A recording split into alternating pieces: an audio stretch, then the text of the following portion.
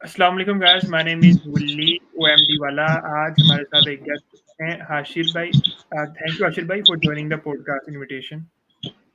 Welcome. Thanks for सबसे inviting me. Welcome. सबसे पहले आप अपना थोड़ा इंट्रोडक्शन करवा दीजिएगा। अच्छा। I'm Facebook and Instagram ad specialist. I have been working as a Facebook and Instagram ad specialist for the last 2 years. मैं लोकल और इंटरनेशनल दोनों में काम करता हूँ। बेसिकली मैं जो शॉपिफाई स्टोर जो होते हैं उनके साथ ज़्यादातर मैं काम करता हूँ और लीड जनरेशन के जो प्रोजेक्ट्स होते हैं जिनको फेसबुक एंड इंस्टाग्राम से लीड जनरेट करनी होती है, मैं उनके साथ काम करता हूँ। इंटरनेशनल और लोकल में मैंने बेसिकली अपना कैरियर जो स्टार्ट किया था वो दराज से स्टार्ट किया था और वहाँ पे मतलब मुझे वो प्लेटफॉर्म इतना समझ नहीं आया, तो इस वजह से मैंने उसको स्किप कर दिया था। फिर मैं फेसबुक और इंस्टाग्राम की तरफ आ गया था। इसका मतलब मुझे लगता है कि हम इंटरनेशनल और लोकल दोनों में काम करते हैं तो एक अच्छा कॉम्बिनेशन बन जाता है और फिर ज़ाहिर डॉलर्स में अर्निंग के ज़्यादा पोटेंशियल कन्वर्ट करते हैं तो बहुत ज़्यादा हो जाता है। वैसे दराज भी खैर अच्छा है, बहुत सारे लोग बहुत अच्छा काम कर रहे हैं वहाँ पर भी, लेकिन मैंने प्रेफर किया कि मैं फेसबुक एंड इंस्टाग्राम एड्स को लेकर चलूँ और इंटरनेशनल और लोकल दोनों में। Very nice. अच्छा, आप अगर अपना बैकग्राउंड बताना चाहें, कहाँ पे आपने जो है अपनी एजुकेशन कंप्लीट की और किस सिटी से आप बिलोंग करते हैं और कहाँ पे आप यानी बोर्न हुए थे पैदा? जी, मैं बेसिकली हैदराबाद से बिलॉन्ग करता हूँ और मैंने अभी वर्चुअल यूनिवर्सिटी में मैंने एडमिशन लेना है। सेल्स एंड मार्केटिंग में मेरा लेने का इरादा है कि मैं, क्योंकि यूनिवर्सिटी जाना बेसिकली मैंने कुछ टाइम पहले ना नमन यूनिवर्सिटी है वहाँ पे मैंने एडमिशन लिया था, लेकिन मेरे लिए बहुत ज़्यादा हार्ड हो गया था फ्रीलांसिंग को मैनेज करना और फिर यूनिवर्सिटी को मैनेज करना तो बहुत ज़्यादा हार्ड हो गया था। तो मैंने फिर वर्चुअल यूनिवर्सिटी को प्रेफर किया क्योंकि इससे ये है कि आप घर पे बैठकर आराम से हर चीज़ मैनेज कर सकते हो, अपनी पढ़ाई भी और फिर अपना फ्रीलांसिंग बिजनेस भी। तो फिर जब भी मैंने वर्चुअल यूनिवर्सिटी प्रेफर करी मैंने। सही, वेरी नाइस। अच्छा, तो इसमें आपने जो कहाँ पे आपने अपना कॉलेज कहाँ पे कंप्लीट किया और कौन से सब्जेक्ट आपने रखे थे और किस सब्जेक्ट में इंटरेस्टेड थे? बेसिकली मेरा जो इंटरेस्ट है वो सेल्स एंड मार्केटिंग में ही है। मैंने जो 9th में मैंने था बेसिकली कंप्यूटर साइंस लिया था, लेकिन मेरा उसमें इतना ज़्यादा इंटरेस्ट नहीं था। मेरा शुरू से ही बिज़नेस का ही माइंड था कि मैं अपना ही कोई भले छोटा-सा बिज़नेस करूँ या कुछ इस टाइप का ही करूँ। इस वजह से ना मेरा मार्केटिंग, बिज़नेस, एंटरप्रेन्योरशिप इन्हीं चीज़ों में ना मेरा इंटरेस्ट रहा है शुरू से। Very nice. अच्छा, आपको कब पता चला फिर ऑनलाइन वर्ल्ड का या ऑनलाइन सेल के अंदर जो मार्केटिंग है, ये कैसे आप एंटर हुए इसमें? किस साल अ, एंटर हुए? जी। बेसिकली एक्सट्रीम कॉमर्स से ही मुझे पता चला। मेरे पास पीवीसी का मेरा भाई था, वो मेरे से पहले से करते थे। वो बेसिकली जो इनके जो स्टूडेंट्स होते थे, मेरा पीवीसी के जो स्टूडेंट होते थे, पेड $1000 आई थिंक चार्जेस देते थे वो बनाने के। तो मेरे भाई और मेरे कज़न दोनों स्टूडेंट थे उनके। तो उन्हीं लोगों ने मुझे बताया था एक्सट्रीम कॉमर्स का। फिर सर सनी ने दराज का कोर्स एक साथ इन लोगों ने बहुत सारे कोर्सेज़ लॉन्च करे थे, तो उसमें ही बेसिकली ना मेरा इंटरेस्ट बढ़ा था। बेसिकली मुझे दराज इंटरेस्टेड लगा था, तो मैंने सोचा कि मैं इससे ही स्टार्ट करता हूँ। फिर ज़ाहिर है बहुत अच्छा था, 100 कोर्सेज़ आई थिंक आए थे उसमें ना। तो मैंने दराज को सिलेक्ट किया था और फिर मैं उसी को लेकर चला। सही, वेरी नाइस। अच्छा, आपने उनके इनक्यूबेटर में भी कभी गए हैं या आपने वीबीसी या ऑनलाइन जो प्लेटफ़ॉर्म थे वहाँ से सीखा? नहीं, मैंने तो ऑनलाइन ही सीखा है, जितना भी सीखा है बेसिकली मैंने दराज जो है वो उनसे ही सीखा था। सर सनी के जो अनसुद्दीन सिद्दीकी थे और उससे पहले भी आए थे एक इंस्ट्रक्टर, उन दोनों से सीखा था। और बेसिकली यूट्यूब पर भी 2-4 चैनल थे जिनसे मैंने दराज सीखा था। लेकिन फिर मैंने जो फेसबुक और इंस्टाग्राम एड्स सीखे वो मैंने यासिर अहमद एमके सर उनका लिया, मोहम्मद हुज़ैफा उनके कोर्सेज़ लिए मैंने। और इसके अलावा मैंने कुछ इंटरनेशनल जो कोचेज़ होते हैं उनके भी कोर्सेज़ उनके मैंने कोर्सेज़ लिए थे। और कुछ बैन ही थे जो यूट्यूब पे होते हैं और भी बहुत सारे हैं, डारा और बहुत सारे मतलब इंटरनेशनल के यूट्यूबर्स जो उनसे मैंने सीखा। और फिर ज़ाहिर है पर्सनल एक्सपीरियंसेस जो आपके होते हैं वो तो उनसे बेहतर आपको कोई सिखा नहीं सकता। मैंने पर्सनल एक्सपीरियंस से भी बहुत ज़्यादा सीखा है। अगर आप मतलब पर्सनल एक्सपीरियंसेस जो होते हैं सही में वही हमारे को सिखाते हैं। ज़्यादा था। सही, वेरी नाइस। अच्छा आपकी एज क्या है? अगर एज 22 है। 22 वेरी नाइस। अच्छा मार्केटिंग में अगर किसी को एंटर होना हो तो आप क्या उन्हें एडवाइसेस देंगे और कौन-कौन से क्रिएटर्स हैं या कंटेंट क्रिएटर्स हैं जिनको फॉलो किया जा सकता है मार्केटिंग के हवाले से? और मार्केटिंग और सेल्स? जी, अगर किसी को फ़ेसबुक और इंस्टाग्राम स्टार्ट करना है तो मैं उसको यही प्रेफ़र करूँगा कि वो पहले लोकल मार्केट से स्टार्ट करे। वो बेसिकली किसी का भी कोर्स बाय कर सकता है। बेसिकली अगर हम कोर्स बाय करते हैं ना तो उसमें ये होता है कि हम जब अपनी मनी स्पेंड कर रहे होते हैं ना तो उसकी वर्थ बढ़ जाती है। फिर हमें लगता है हाँ भाई हमने पैसे ज़ाया किए हैं मतलब इन्वेस्ट किए हैं इस बंदे को किए हैं तो हमारे को सीखना भी पड़ेगा। तो मैंने पहले यासिर अहमद एमबीए का ही कोर्स किया था। अगर आप इंटरेस्टेड हैं मतलब मार्केटिंग में आना चाहते हैं तो अगर आपके पास बिल्कुल भी इन्वेस्टमेंट नहीं है तो फिर मैं आपको प्रेफ़र करूँगा कि यूट्यूब से अपना दिल लगाकर सीखें यूट्यूब से, ठीक है? और अगर आपके पास थोड़े बहुत भी पैसे हैं तो आप इसको इन्वेस्ट करें कोर्स किसी एक अच्छा कोर्स बाय करें आप जिसको आपको वर्थ वर्थ बाइंग हो जो उसको आप बाय करें। फिर उससे सीखें उसके बाद आपके पास क्लाइंट्स आएँगे। फाइवर एक बहुत अच्छा प्लेटफ़ॉर्म है जहाँ से क्लाइंट्स मिलते हैं। बेसिकली मैं फाइवर पे ही काम कर रहा हूँ, फाइवर से ही मैं क्लाइंट्स लेता हूँ और इसके अलावा फेसबुक ग्रुप्स जो हैं उनसे मैं क्लाइंट्स लेता हूँ। बेसिकली मेरे जो प्लेटफ़ॉर्म है जहाँ से गेट क्लाइंट्स वो यही 2 प्लेटफ़ॉर्म्स हैं।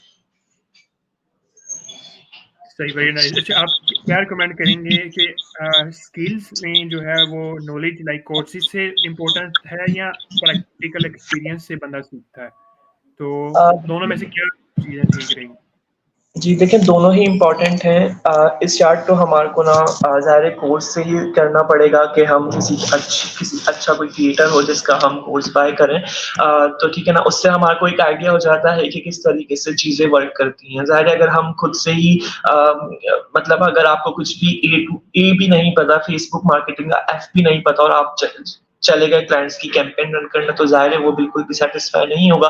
और ज़ाहिर है क्लाइंट क्लोजिंग के लिए भी आपको आपके पास नॉलेज होना ज़रूरी है। ज़ाहिर है जब क्लाइंट आपके पास ज़ूम मीटिंग में आएगा, तो आपको हर चीज़ एक्सप्लेन करना पड़ेगी, हाउ थिंग्स वर्क्स। तो ज़ाहिर है हर चीज़ आपको एक्सप्लेन करना पड़ेगी, उसके लिए आपके पास नॉलेज होना ज़रूरी है। तो बेसिकली अगर स्टार्ट जो कर रहा है वो ज़ाहिर है कोर्स परचेज़ करे किसी का और उसके बाद उसके पास क्लाइंट्स भी आएँगे, ज़ाहिर है उसको clients how to get clients उसका भी मास्टर होना पड़ेगा। यूट्यूब पे बहुत सारी वीडियोज़ अवेलेबल हैं। ठीक है ना? तो फिर ये होगा इस तरीके से ना बेसिकली फिर अगर आपके पास एक्सपीरियंस आ गया, तो फिर ज़ाहिर है फिर आपके पास क्लाइंट्स भी आएँगे और फिर आपके पास ज़ाहिर है अब अगर आप खुद से अगर बेसिकली मैं कोर्स देख रहा हूँ और सर जो भी है, कोच है, जो भी है, वो चीज़ें बता रहा है, ठीक है? अब मेरे पास क्लाइंट आया, उसके उसके 10 अलग प्रॉब्लम्स होंगी उसकी ना 10 अलग प्रॉब्लम्स होंगी। अब मुझे उसको हैंडल करना है, मुझे उसको टैकल करना है, किस तरीके से मुझे सॉल्व करना है। तो इस तरीके से 10 क्लाइंट्स आ गए तो 100 प्रॉब्लम्स हो गई, 100 प्रॉब्लम्स मैंने सॉल्व करनी, वो ज़ाहिर है कोर्स में नहीं बताई गई थी मेरे को। ये मेरी खुद की थी जो मैंने सॉल्व करी, किस तरीके से सॉल्व किया। अब ज़ाहिर है यूट्यूब बहुत ज़्यादा अगर मेरे को इस तरीके की प्रॉब्लम आती है तो मैं यूट्यूब से ही हेल्प लेता हूँ। मतलब यूट्यूब से ही कोई ना कोई वीडियोज़ अवेलेबल होती हैं। ऐसा नहीं है कि कोई प्रॉब्लम आपको आया यूट्यूब पर उसकी वीडियो मौजूद है। अब तो चैटजीपीटी आ गया है, वहाँ से भी अगर आप कोई प्रॉब्लम आए तो उसको भी हम उससे पूछें तो वो अच्छी खासी मतलब ना हमारी अ, हमारी जो क्यूरी होती है उसको सॉल्व करने में हमारी काफ़ी हेल्प कर देता है। उससे हमारे को आइडिया हो जाता है। सही, वेरी नाइस। अच्छा आपने कॉलेज में भी जो है वो आईसीएस रखा था? सॉरी? कॉलेज में आपने कौन-सी जब आप इंटरमीडिएट में कौन-से सब्जेक्ट चूज़ किए थे? मैंने अकाउंटिंग में लिया था, लेकिन मेरा उसमें बिल्कुल भी इंटरेस्ट नहीं था, तो बस मैंने ना उसको जस्ट ना ज़्यादा इंटरेस्ट नहीं लिया था उसमें ना, बस सीरियस भी नहीं लिया था मैंने उसको ज़्यादा। बेसिकली मेरा एक्चुअली कॉलेज में एडमिशन एंड थे, तो मुझे बस जल्दी-जल्दी में ना वो लेना पड़ा। तो इस वजह से उसमें मेरा कोई नहीं, सही, वेरी नाइस। अच्छा न्यूबीज़ को आप क्या रिकमेंड करेंगे कि वो पहले इंटर्नशिप करें, जॉब करें या डायरेक्ट फ्रीलांसिंग में आएँ? क्या आप ये नहीं रिकमेंड करेंगे?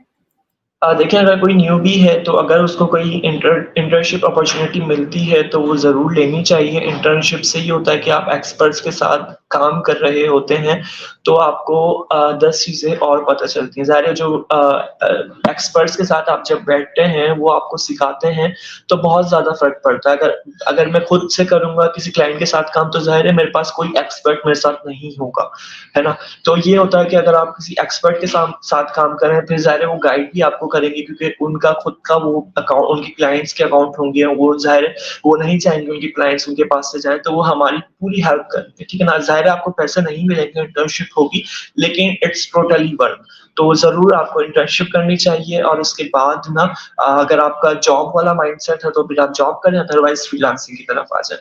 अगर आप जॉब भी करना चाहें, जॉब भी अच्छी है, फिर उसके बाद अगर आप फिर साइड में अपना थोड़ा बिज़नेस स्टार्ट करें, फाइवर पे, अपवर्क पे, लिंक्डइन से क्लाइंट्स लाएँ और देन उसके बाद आप अपनी जॉब छोड़ दें अगर आपको लगे कि हाँ, भई मेरी सस्टेनेबल इनकम हो गई है फ्रीलांसिंग से। ज़ाहिर है फ़ौरन तो जॉब नहीं छोड़नी, फिर तो ज़ाहिर है बहुत पछताएगा बंदा क्योंकि ये सस्टेनेबल बिज़नेस नहीं होता स्टार्ट में ना, टाइम लगता है हमारे को क्लाइंट्स मतलब हर चीज़ें मतलब किस तरीके से वर्क करती हैं। अगर हमने 2 महीने अगर आपकी अच्छी इनकम बन गई फ्रीलांसिंग से और आपने जॉब छोड़ दी, तो तीसरे महीने नहीं आई तो फिर आप कहाँ से मतलब अपने एक्सपेंसेस पूरे करेंगे? तो बेहतर है कि आप तकरीबन 1-2 साल दें इसको, हर चीज़ पता लग जाए, देन उसके बाद आप जॉब छोड़ें। Very nice. अच्छा, आप क्या रिकमेंड करेंगे कि मार्केटिंग जो एज़ अ फ्रीलांसर जो न्यूबी है, उसको फॉर एग्ज़ाम्पल उसने साथ-साथ जॉब भी कर रहा है या इंटर्नशिप कर रहा है, लेकिन वो अपना बिज़नेस छोटा-सा या अपना स्टार्टिंग करना चाहता है, तो अपनी मार्केटिंग कैसे करे? अपने आप को कैसे मार्केटिंग करे और सेल्स कैसे लेकर आए, ठीक है? वो फ्रीलांसिंग प्लेटफ़ॉर्म पे जाए या अपनी डायरेक्ट सोशल मीडिया पे कंटेंट क्रिएशन करे, तो क्या स्ट्रैटेजी होनी चाहिए? ठीक ठीक है, कॉल आ रही है, मैं इसको कट कर दूँ।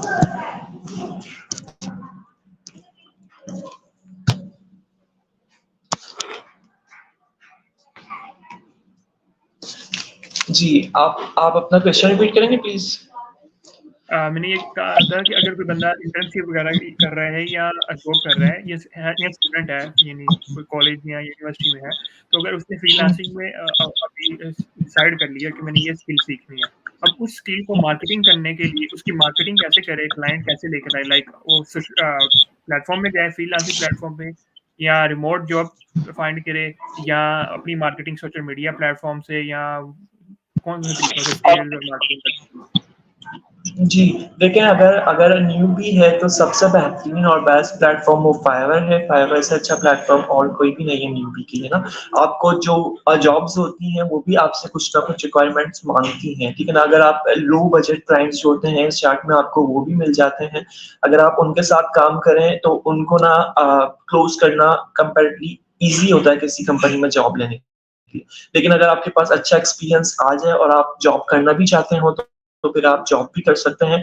लेकिन जो बिज़नेस अगर आप क्लाइंट क्लोज़िंग में अच्छे हैं, तो फिर मैं तो जैसे मैं क्लाइंट क्लोज़िंग में अच्छा हूँ, तो मैं तो प्रेफ़र करूँगा कि मैं अपने खुद के क्लाइंट क्लोज़ करूँ, कहीं जॉब करने से बेहतर। तो अगर आप मतलब अच्छे नहीं हैं, मतलब क्लाइंट क्लोज़ आपसे नहीं होते, तो फिर आप कहीं जॉब कर सकते हैं। लेकिन ये हो कि ऐसा ना हो कि आप बहुत ही कम पैसों में काम कर रहे हो। आप अपनी वर्थ जानते हो ऐसा ना हो कि आपको पता ही आपको जस्ट पैसों की ज़रूरत है और आप कहीं 30,000 50,000 में काम कर रहे हो। जैसे सारे स्टार्ट में तो आपको इतने भी नहीं मिलेंगे, अगर आप social media marketer, Facebook ads marketer हैं, लेकिन ज़ाहिर है 2 साल बाद, 3 साल बाद जैसा आपकी वर्क बढ़ती रहेगी, तो आपकी ज़ाहिर है फिर सैलरी भी इंक्रीज़ होती रहेगी और बेसिकली मैं तो यही रिकमेंड करूँगा कि क्लाइंट्स के साथ काम करें और अगर कहीं अच्छी जॉब आपको ऑफ़र हुई है, तो फिर ज़ाहिर है वहाँ पे भी आप काम कर सकते हैं।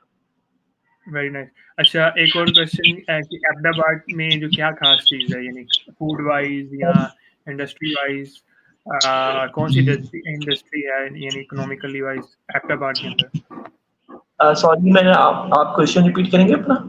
मेरा क्वेश्चन है अहमदाबाद में फ़ेमस चीज़ क्या है? यानी खाने के एतबार से या इकोनॉमिकली वाइज़ आपके शहर में? हैदराबाद अच्छा, अच्छा, यहाँ पे तो बम्बई बेकरी का जो केक है वो बहुत ज़्यादा फ़ेमस है और इसके बाद हाफ़िज़ की रबड़ी जो है वो बहुत ज़्यादा मशहूर है और हैदराबाद की चूड़ियाँ बहुत ज़्यादा मशहूर हैं।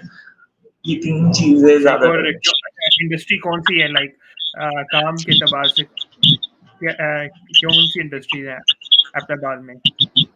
हैदराबाद है बेसिकली, हैदराबाद। हाँ, कौन-सा सॉरी अहमदाबाद?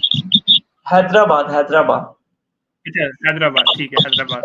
हैदराबाद में यानी कौन-सी इंडस्ट्रीज़ हैं ज़्यादातर काम के एतबार से? जी, जी। देखिए ये इतना ज़्यादा मतलब ना वॉलासिटी नहीं है, इसमें बस ना जैसे पहले यहाँ था बहुत ज़्यादा चूड़ियों का काम बहुत ज़्यादा होता था, लेकिन अब उसकी मतलब जितने भी उसके थे जो कारखाने होते हैं वो सब क्लोज़ हो चुके हैं, इतनी ज़्यादा उसकी डिमांड नहीं रही, वो बेसिकली आउट ऑफ डेट हो चुकी हैं वो चीज़ें ना। तो बेसिकली हैदराबाद में वो तो कुछ चूड़ियाँ ऐसा चूड़ियाँ कह रहे हैं? जी, जी, चूड़ियाँ, चू ये हाथ में जो पहनने वाली? जी, चूड़ियाँ वाली। ठीक है, ठीक हो सही, ओके। अच्छा और मेरा ये लास्ट क्वेश्चन है कि एड्स कैम्पेन में जब आपने सबसे चैलेंजिंग पार्ट कौन-सा होता है? ठीक है, जो भी मार्केटिंग कर रहे हैं लाइक फेसबुक मार्केटिंग कर रही हैं, तो आपको कोई ऐसा चैलेंज पेश आया हो और आपने कैसे उसको डील किया? आप क्या कह रहे हैं कि कोई क्या चीज़ फेस की हो? कैम्पेन में जब कैम्पेन हुँ, मार्केटिंग के लिए हम चलाते हैं, तो उसमें सबसे हुँ। आपने चैलेंजिंग पार्ट कौन-सा था? लाइक आपने 2 साल एक्सपीरियंस में और आपने उसको कैसे टैकल किया? और कौन-कौन सी प्रॉब्लम्स आती हैं उसके अंदर? तो कैसे उसको सॉल्व किया जा सकता है? जब कैम्पेन चल जब रही है? जब मैंने स्टार्ट किया था ना, तो सबसे ज़्यादा जो प्रॉब्लम आती थी वो क्रिएटिव्स में आती थी और जो क्लाइंट की वेबसाइट होती थी उसमें आती थी। जब मैंने स्टार्ट किया था तो मुझे बिल्कुल भी आइडिया नहीं था हाउ थिंग वर्क्स। जैसे मुझे शॉपिफाई वेबसाइट्स का आइडिया नहीं होता था कि किस तरीके का हमारा लैंडिंग पेज होना चाहिए और क्रिएटिव्स हमारे कैसे होने चाहिए। इतने ज़्यादा भयानक क्रिएटिव्स जो थे मैंने स्टार्ट में वो लगाए हैं क्लाइंट्स के और फिर ज़्यादा रिजल्ट्स भी नहीं आते थे उन पे। जब क्लाइंट वेबसाइट की भी सीआरओ नहीं हुई हो, कन्वर्जन रेट ऑप्टिमाइज़ेशन नहीं हुई है, तो फिर ज़ाहिर है और फिर क्रिएटिव्स भी ऐसा हो, तो फिर उसपे ज़ाहिर है बिल्कुल रिजल्ट्स नहीं आते। ठीक है ना? और अगर आप पूछें सबसे ज़्यादा चैलेंजिंग पार्ट जो मैंने फेस किया हो सबसे ज़्यादा तो अभी तक जो मैंने चैलेंजिंग पार्ट सबसे ज़्यादा जो फ़ेसबुक में आती है ना वो हैकर्स बहुत आते हैं फ़ेसबुक पे। क्लाइंट्स के जो अकाउंट्स होते हैं ना, वो बहुत ज़्यादा हैक होते हैं फ़ेसबुक पर। आई डोंट नो ऐसा क्यों है फ़ेसबुक पर मेरे भाई जो है अमेज़न पीपीसी पे कज़न काम करते हैं, वहाँ पे ऐसा कुछ नहीं होता, लेकिन फ़ेसबुक पे बहुत ज़्यादा अकाउंट हैक होते हैं। तो हमारे को बिल्कुल उसकी ना बिल्कुल हर चीज़ करनी पड़ती है, जैसे टू स्टेप वेरिफ़िकेशन हो गया, उसके बाद सारे बिल्कुल हुँ, स्टार्ट में सही, आइडिया भी नहीं होता था मुझे, सही, लेकिन अब ज़ाहिर है सही। 2.5 साल हो गए हैं एक्सपीरियंस हो गया इसका तो बहुत ज़्यादा चीज़ों का आइडिया हो चुका है। और इसमें दूसरी बात ये है कि फ़ेसबुक पे ना आपके पास फेक जॉब्स भी बहुत ज़्यादा आती हैं। जैसे वो आपको ना इतना ज़्यादा बजट देते हैं आपको $50,000 $10,000 और जो न्यूबी होता है उसको आइडिया नहीं होता इन चीज़ों का और वो उनको ऐड अकाउंट का एक्सेस देता है, वो बोलते हैं क्लिक करो लिंक पे इस तरीके से, तो वो सारा ऐड अकाउंट हैक कर लेते हैं आपका, ये होता है। और सबसे ज़्यादा अगर आप चैलेंजिंग और अगर अगर आप मुझसे पूछें कि सबसे ज़्यादा मज़ेदार पार्ट कौन-सा होता है फ़ेसबुक में, तो वो होता है क्रिएटिव्स का और कैंपेन मैनेजमेंट का। क्रिएटिव्स में मतलब बहुत ज़्यादा मतलब एक इंटरेस्टिंग होता है कि किस तरीके से आप अपना क्रिएटिव शो करवाना चाहते हैं अपनी ऑडियंस का। बेसिकली वैसे मैं इसका यानी सॉरी मैं आपकी बात काट रहा हूँ, इसमें क्रिएटिव्स जो बनाने होते हैं, फिर वो कौन बनाता है? यानी खुद डिज़ाइन करने होते हैं या डिज़ाइनर को हायर करती हैं? क्या यानी खुद ही सीखेंगे सब? मेरे साथ ना बेसिकली ग्राफिक डिज़ाइनर हैं, मैं उनको अपने आइडियाज़ देता हूँ और वो इस पर काम करते हैं। वो भी अपने आइडियाज़ देते हैं, क्लाइंट से भी मैं आइडिया लेता हूँ किस तरीके से करें। बेसिकली मैं कंप्लीट रिसर्च करता हूँ क्रिएटिव्स बनाने से पहले। जैसे कस्टमर के जो नेगेटिव रिव्यूज़ होते हैं अमेज़न पर, फेसबुक एड्स लाइब्रेरी से कि हमारे कॉम्पिटिटर किस टाइप के एड्स चला रहे हैं और हम क्या यूनिक कर सकते हैं इसमें। तो बेसिकली मुझे क्रिएटिव्स बनाने में बहुत मज़ा आता है। मैं चाहता हूँ कुछ यूनिक हो, कुछ मतलब कुछ हमारी जैसे अब क्लोथिंग ब्रांड है जिसपे मैं ऐड चला रहा हूँ, 10 लोग 20 लोग और सेल कर रहे हैं उसको। मैं उसमें ऐसा क्या यूनिक कर सकता हूँ जो थोड़ा यूनिक हो और ऑडियंस की जो अट्रैक्ट करे ऑडियंस को ना, थोड़ा कुछ यूनिक हो क्योंकि वेरी नाइस। हर हर कोई प्रोडक्ट सेल कर रहा है, कपड़े दिखा रहा है, हम थोड़ा-सा कुछ यूनिक करें और इसके अलावा कैंपेन मैनेजमेंट में ऑडियंस किस तरीके से हमारे को ऑडियंस कास्टिंग करनी है, कब लुक अलाइक बनानी है, कस्टम ऑडियंसेस बनानी है। तो मतलब मुझे नहीं पता था मुझे इस काम में इतना मज़ा आएगा क्योंकि मेरा लॉन्ग टर्म गोल यही है कि मैं इसको लेकर चलूँ और साथ-साथ दूसरे भी कुछ टाइम बाद जैसे टिकटॉक एड्स बहुत ज़्यादा रिलेटेबल है इससे उसको भी ऐड करूँ। लेकिन अभी मेरा कुछ और मज़ीद सालों तक यही है कि मैं फेसबुक एड भी लेकर चलूँ। बेसिकली मैं अभी तक ना 15 मिनट्स की ये लर्निंग करता हूँ फेसबुक एड्स की। मैं कोशिश करता हूँ रोज़ाना 15 मिनट्स में निकालूँ और उसमें कुछ एक्स्ट्रा लर्न करूँ अपनी स्किल के बारे में। चाहे वो ब्लॉग पोस्ट पढूँ या वीडियो देखूँ या बिल्कुल, चैटजीपीटी ग्रेट, पूछूँ या वेरी नाइस, किसी से ग्रेट। अच्छा सही हो गया, ठीक है। अब वन लास्ट क्वेश्चन और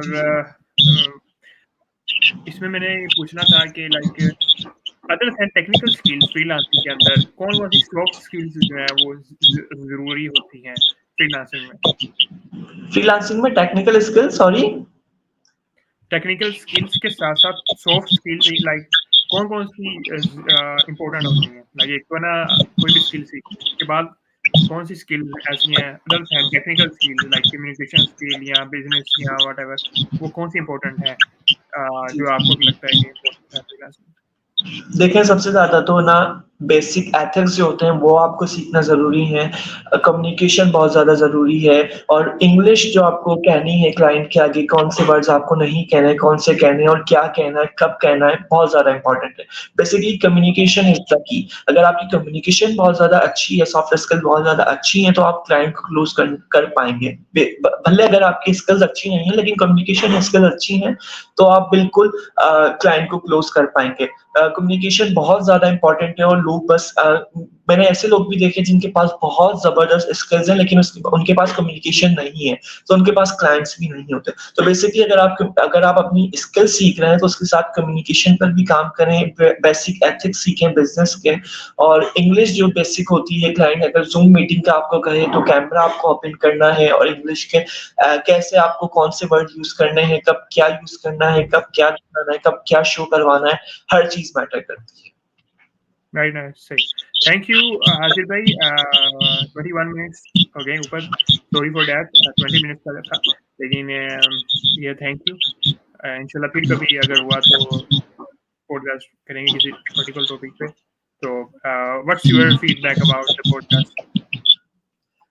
बहुत अच्छा काम कर रहे हैं ये पॉडकास्ट का और मतलब ना इस तरीके से मतलब एक अच्छा एक्सपीरियंस है, कुछ यूनिक है मतलब अगर गेस्ट के लिए भी और आपके लिए भी आप भी कुछ कर रहे हैं, my best wishes for this year you know मेरी उम्मीद है कि आप एक अच्छे पॉडकास्टर बनेंगे और भी बहुत ज़्यादा बड़े-बड़े लोगों को अपने पॉडकास्ट में इनवाइट करेंगे। थैंक यू हाशिर भाई फॉर जॉइनिंग द पॉडकास्ट। अल्लाह हाफ़िज़।